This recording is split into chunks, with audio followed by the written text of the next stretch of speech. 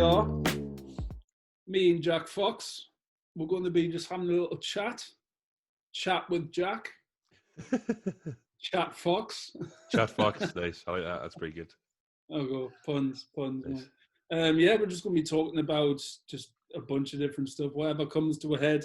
I basically wanted to just get some sort of podcast down. Obviously, for anyone that doesn't know, Jack Fox is going to be joining the creative team in Right Music and Management. So I'm very excited about that. Likewise. It would be great to have you on board. And yeah, so let's just talk, man. Let's talk. Obviously, we're both artists. We're both very much a part of the Northeast scene. So, let's start there. What's been up? Well, obviously, the Rona's put a spanner in both of our works because one thing that is prominent between me and you is we gig a lot. Like there's a lot of artists that, especially in the Northeast, that sort of not define themselves one way or the other, but a lot of artists put out a load of material, which is cool, great, and a load of videos and stuff, and don't gig a lot. Whereas I think we kind of do the opposite. We gig like a lot between us, not necessarily together, although we do gig together, but between us we gig like a lot. And maybe he's put out like bodies of work, like EPs, instead of like singles and videos every month or so, like some of the artists do. Yeah, absolutely. For me, that momentum is just it's went down completely. It's really weird, isn't it? Yeah. And in a way, the motivation has as well. Yeah. When lockdown first happened, I was writing a ton, but I was writing just the same stuff over and over again. And obviously we had like the live streams. You had a bunch of live streams. I had quite a few myself. And, in a way that was keeping me motivated and stuff like that. But to be honest, when you're gigging every single weekend, it's just turning, the wheels are turning, the momentum's going, and you sort of take it for granted a little bit. I definitely took it for granted. Well, who can even think something like this would happen? Like, it's so like, oh yeah, like a zombie apocalypse will never happen. Yeah, right. Yeah, exactly. That's coming next, guaranteed. It's coming for Christmas. Absolutely. I mean, obviously, with you were gigging in so many different aspects, weren't you? Obviously, me and you had Frets and Fox, which was picking up. I can't even remember the set list now. Not gonna lie. No, I mean, I remember the gigs being fun, like being a load of fun. For me, it was from a different side. Like I could sympathize with the artist, and I could also sympathize really heavily with the venue as well. Yeah.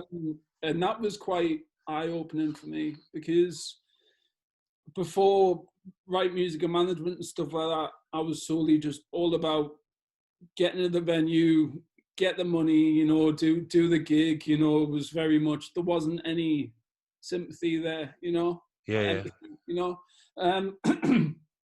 and lockdown for me is really just really made me appreciate both sides.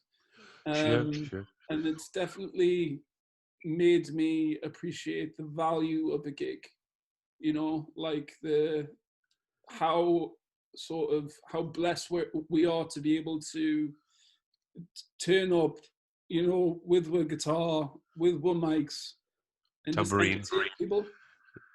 There you are. We tambourine. The tambourine, yeah. You'd be amazed, man. But that added so much to our duo. Oh, it did. It really did. Absolutely. But like you take it for granted, because it becomes a part of your routine, and then it's gone. Like in the space of, a month, like everything changes.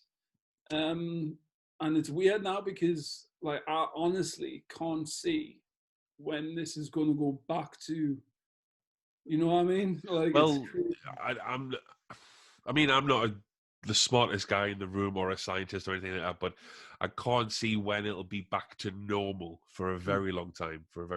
Even if there's like a miracle sort of vaccine or anything. Even then, you'll have people who won't take the vaccine for whatever reasons that they decide. And is it going to work straight away? Is it going to be like a year's teething process? It's just so many factors. So I think it'll be a long time before we're back to like packed venues, people dancing on tables and mosh pits and all that kind of stuff. I think it'll be a long. Yeah. It's crazy how quickly that just deteriorated as well. Yeah.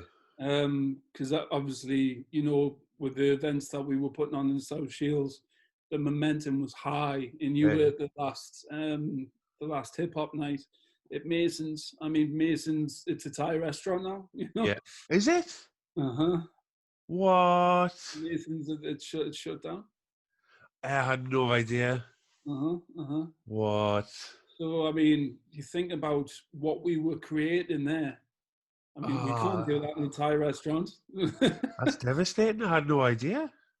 Mate, but that is the reality of what's happening right now. You know what I mean?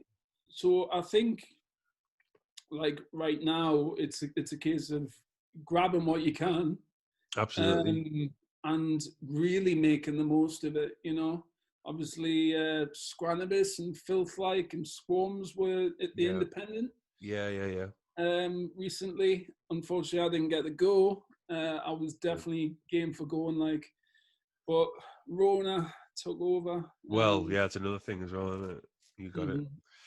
And that is another thing as well. I'm a lot more wary of going out and stuff like that now because I've had it. Yeah. And I mean, it was killer. Yeah. Well, I mean, that's an interesting choice of words because it literally is killing people. Well, yeah. But the thing is with me is, I mean, it had me for about a week. You know what I mean? Just non-stop. And I was like, when is this going to end? Yeah. And it's definitely made me a lot more wary in terms of, going out and gigging again. And, just willy-nilly, just, going places and, just because I know that it's real now. Yeah. And it's not just something that you see being posted about and stuff like that. It's not a joke. You know what I'm saying? Yeah. I might sound really stupid right now, right? But I wasn't aware of left wing and right wing. I didn't know what it was. I still sort of don't, to be honest.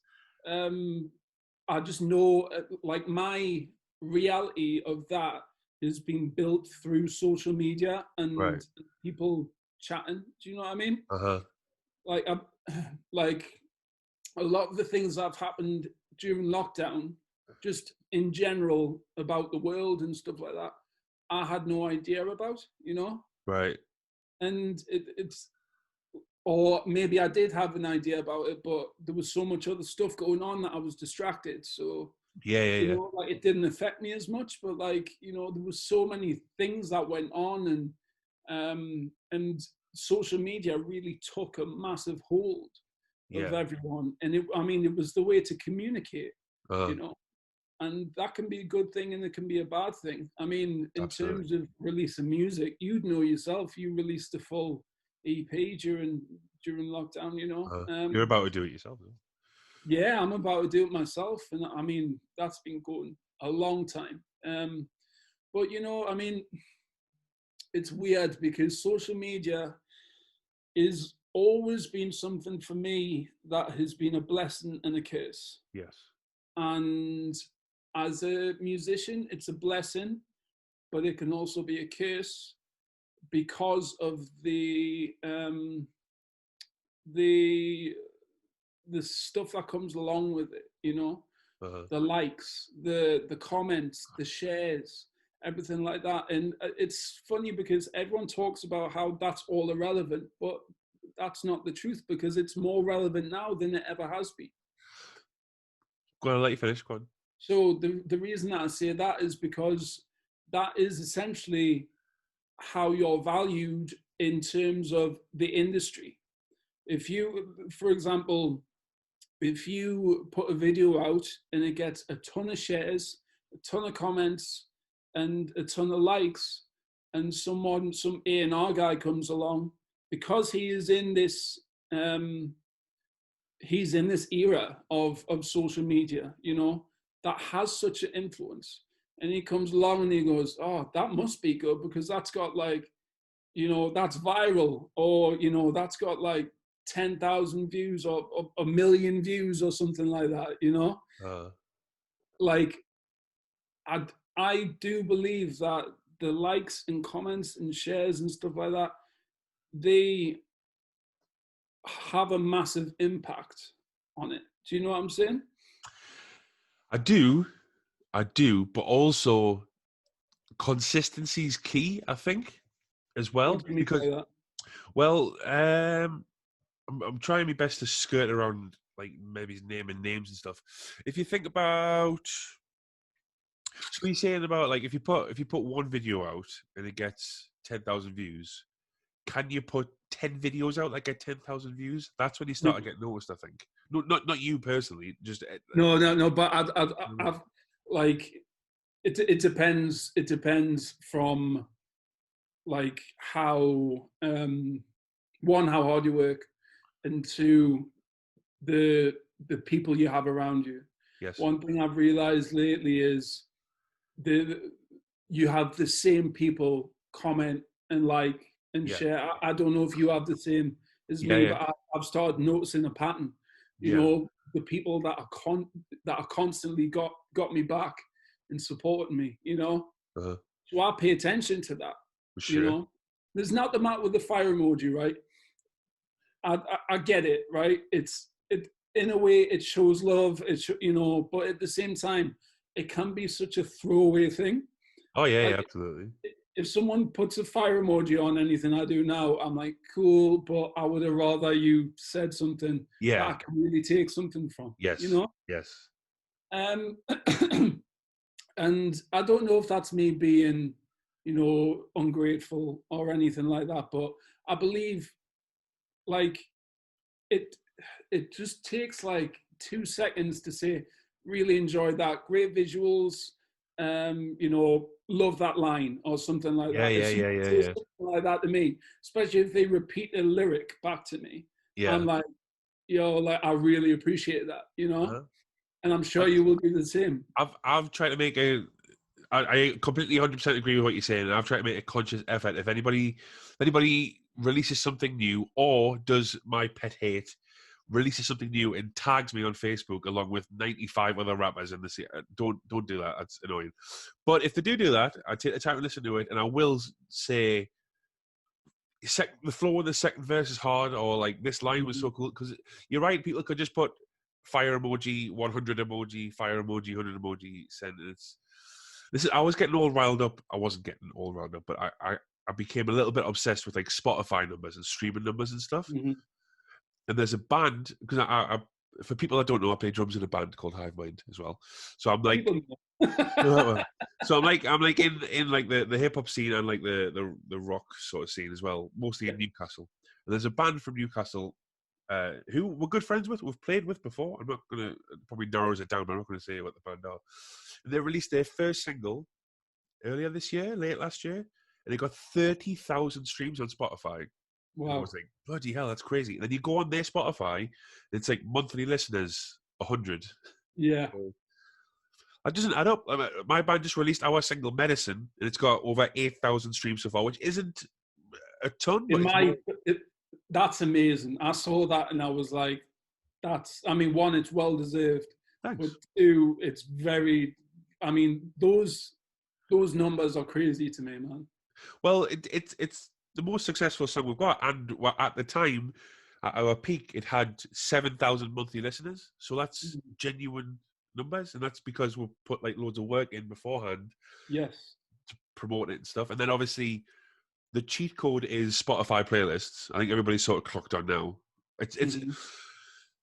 I had this discussion with the bass player in the band as well, who said that because I say we, I say I did a lot of research on it. So websites like Submit Hub, daily playlists, Mm-hmm. stuff like this. And on Submit Hub, you have to. Well, you don't have to, but I'm contradicting myself a lot here. I'm noticing. Yeah, you can buy credits, which gets your song boosted to the top of the line, so to say, and people check it out more, and then there's more chance of them putting it in their playlist.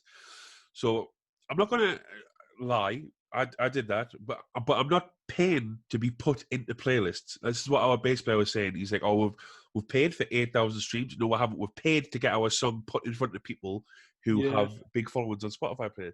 If they don't like the song, they click no thanks. It's no skin off their nose. They're getting thousands of submissions a day. Our song has to be struck. There's so much noise in terms of people releasing songs and people trying to get it on playlists. That if you pay a little bit of money, it's £1 a credit, and it costs one credit to send it to one person. I probably spent a tenner.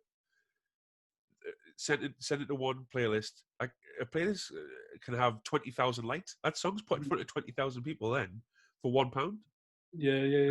And 10,000 streams, and that's just because you just push yourself in the front of the queue, which is kind of like cheating, whatever, if you want to say that.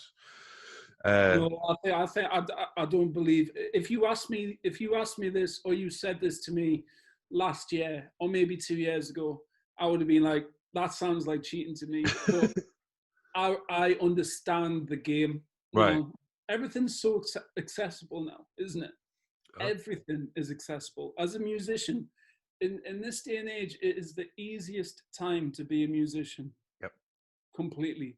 But one thing that I really believe in is anyone can be a musician, but it takes a certain mindset to create it into a brand. Absolutely, to make any money from music, and not even a ton of money, just any money, you've got to come at it from a different direction. You've got to understand that it's one, you can't go alone. You can't do it by yourself. No. That's one thing I realized. With Mr. Sunshine, I paid a local PR company to send to blogs and stuff like that. And, it was massive. It was probably the best reception that I got in terms of a release. Even Drive By didn't really get the same reception as Mr. Sunshine. The thing is with me is that when I released Mr. Sunshine, Drive By was a funny one, because Drive By was an arrogant tune, Yeah. It was very much like, obviously I made the beat on me phone. Yeah. And it was very much a case of, I want to try this out. Like, let's think of the most generic way that I can bring myself into this genre. Sure. And basically just have a tune that's just hype. Yeah. That's what it was. Yeah. It's the most simple tune ever. No, but I think as well, I think when I say you here, I don't mean you, I mean one. You could make any type. I think this day and age, you could make any type of song. I could. My next single could be a reggae song, and if I promote it right and keep talking about it every day, Instagram stories, Instagram, Facebook, Twitter, not so much, but whatever. Keep talking about it.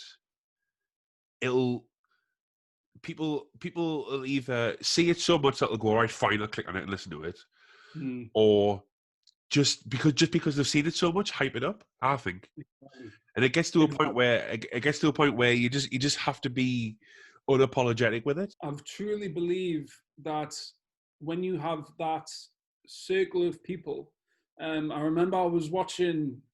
You probably watched it as well, but did you watch the Kevin Hart documentary on Netflix? Yeah.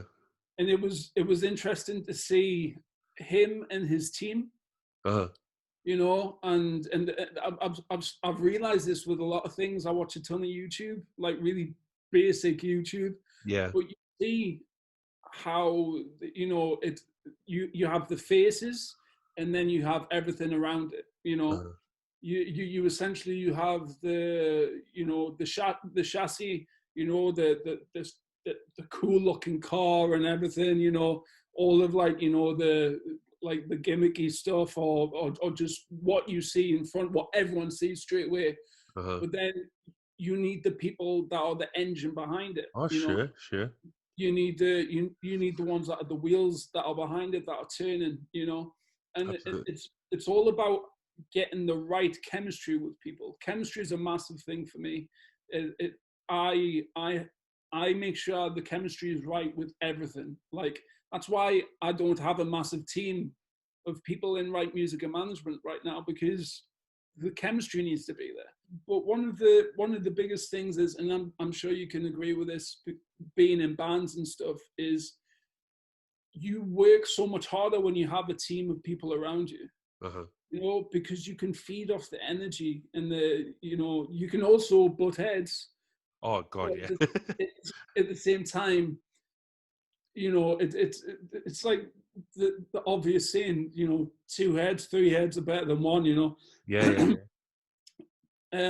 Because if I was doing this still by myself, I don't think I would be as far as what I am as a musician and as, you know, a director, promoter, whatever you want to call it. Yeah, but that's probably testament to the work that you've put in. I think you can only, you one can only go so far before hitting somewhere where you think, okay, I need somebody to do this now. I need somebody to do this. But also that goes testament to how much I and the game has changed in the past couple of years. Because I think previously I'm just an artist, man. I just want to put stuff out. I just want to do stuff. I just want to put stuff out. And then I did all this research on Spotify and promo and stuff, and then realized that you can use social media to your advantage by putting silly little videos out and little skits and stuff. And, you know, it's, especially when we're in lockdown, it's my way of releasing some of that creative energy that I have built up. So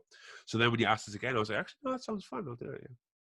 But seeing you do that made I started thinking of ideas. You know, like I saw the was it the Eminem one? What? Oh, the agent thing. Yeah, Right. Yeah. the agent one.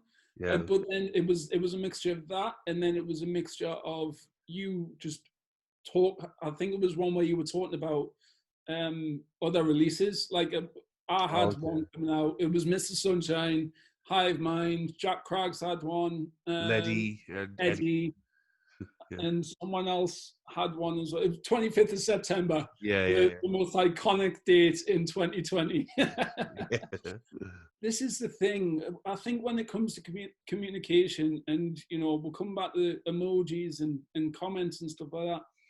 Like, this is why this is so important, to talk, and, you know, and just really just talk the way that human beings are meant to talk and communicate. And obviously we've spoke about ideas about, like, you know, listening parties and getting other guests in. I would definitely love to get other local artists in on this. I'm assuming they just need to click the link. But you get a 40-minute time limit when there's extra people in. So, well, they'll have to be like half an hour or something like that. Sure.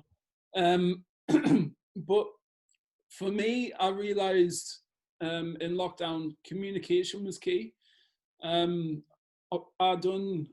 spent probably 2 weeks where I really wanted to communicate with all the artists. Like, I was doing the Instagram lives and, you know, chat with people, and I'd chat for like an hour with an artist I've never took the time to speak to before. Yeah. And it was so interesting to get, you know, I did it with you. I did it with Iconic, Claymore. I did it with Giant Mungus, even the guitarist from Thieves of Liberty as well. Oh, yeah.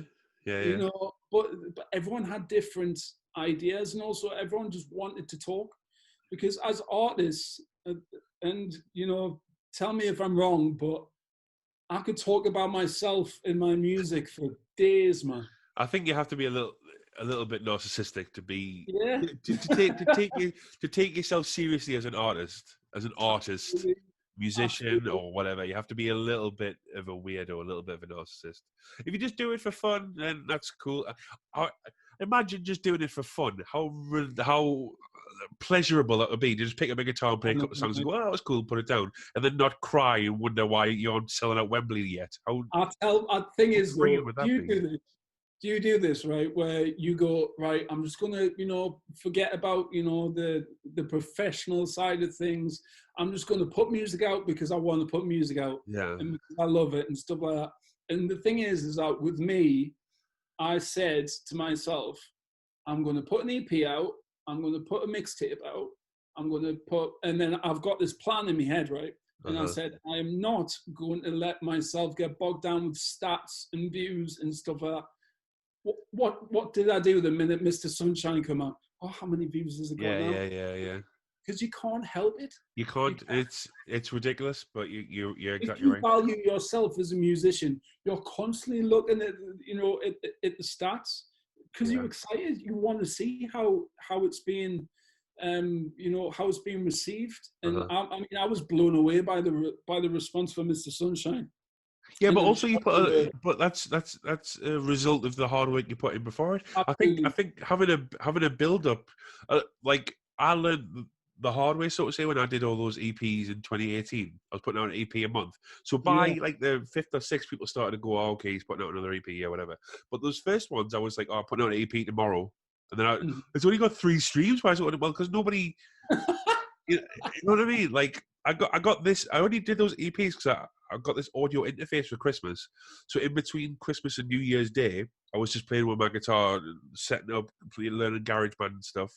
Yeah. And I was like, "Oh, I'll just put a couple of songs out, and then I'm putting an EP out tomorrow." And then so you got 5 streams. What's going on? I'm the best bloody guitarist, and it's my own fault. So that, but also, so now you have all this information is probably the wrong word. You have all this experience with Mr. Sunshine. So, I mean, obviously, you got sidelined by Corona, so that's unfortunate. But it's another thing as well. I'm older than you, but we're all still very young. Yeah, man. So, like, when I released Drive a Car with Your Eyes Closed, I felt like I was up here. Everybody was sharing it. I'd scroll through my Facebook page and I see people posting lyrics as captions without tagging us. People that I hadn't met before added us, followed us on Instagram. They got on BBC Radio 6 and everything. I was up here, and I performed it at a few gigs after that, and people were singing the lyrics, and I was holding the mic up to the audience, and unbelievable. And the next song I released, the positive song, did half of what that was doing, and I was like, okay, it's difficult. It's difficult. I don't know what my point was going with that, but it's difficult to build. I think I know. Yeah, it's difficult to keep the momentum there, but we're all. But that it's all a learning curve. So when I'm up here after releasing Drive a Car with Your Eyes Closed, I have to think that I'm not the only person in the world that's releasing songs at the minute. Yes. I'm just one guy who had like a good like people like this song. Okay, cool, and I've got to do the same again with the next one. So, but then I didn't take that on board when I did the next release. I just thought, oh, I'm up here now, so now I could just boom, put another one out, and it wasn't. You've got to just keep it going, keep the momentum going.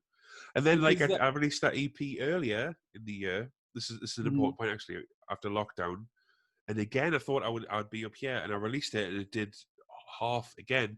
And my poor girlfriend Christina took the brunt of it because I was messaging her every day. I'm sick of this. It's crap numbers, and the video's not doing well. But also, I have to remember that you have to set the bar quite lower than what you think it is. Because as an artist, like you just said, when in your own head, you get 5 or 6 songs for an EP, and you think nobody is ever. Dark Side of the Moon does not touch my EP. The Beatles have got nothing on me. This is the best piece of work that's ever been. And then realistically, so say I put my EP out. Left Blank, who we both love as a rapper, I think he's a great rapper. He's a great, nice guy. Did the artwork for Drive a Car with Your Eyes Closed. Love Left Blank. If I put an EP out tomorrow, Left Blank will listen to 2 songs before switching off. That's no fault of his.